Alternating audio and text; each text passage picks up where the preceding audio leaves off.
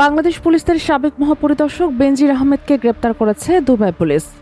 দুর্নীতি দমন কমিশনের মামলায় ইন্টারপোলের সহযোগিতায় তাকে আটক করা হয়েছে বলে জানিয়েছে পুলিশ সদর দপ্তর।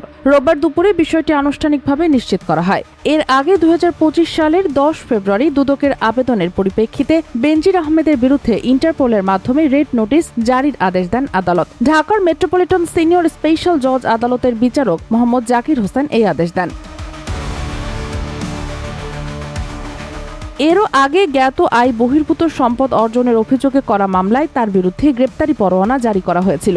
মামলার তথ্য অনুযায়ী 2024 সালের 15 ডিসেম্বর দুদকের উপপরিচালক হাফিজুল ইসলাম বাদী হয়ে বেনজির আহমেদের বিরুদ্ধে মামলা করেন। তদন্ত শেষে দুদক অভিযোগপত্রে উল্লেখ করে সম্পদ বিবরণীতে ঘোষিত সম্পদের সঙ্গে বাস্তবে পাওয়া সম্পদের বড় ধরনের অমিল রয়েছে। অভিযোগে বলা হয়, বেনজির আহমেদ ঘোষণায় যে পরিমাণে স্থাবর ও অস্থাবর সম্পদের তথ্য দিয়েছেন, তদন্তে তার চেয়ে অনেক বেশি সম্পদের সন্ধান পাওয়া গেছে। এছাড়া তার বিরুদ্ধে জ্ঞাত আয় বহির্ভূত সম্পদ অর্জন, সম্পদের তথ্য গোপন এবং মানি লন্ডারিং এর অভিযোগও আনা হয়েছে।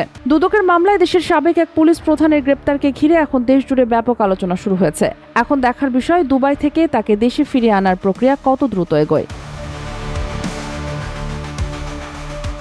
Sheikh Masuma, news desk, daily our Bangladesh.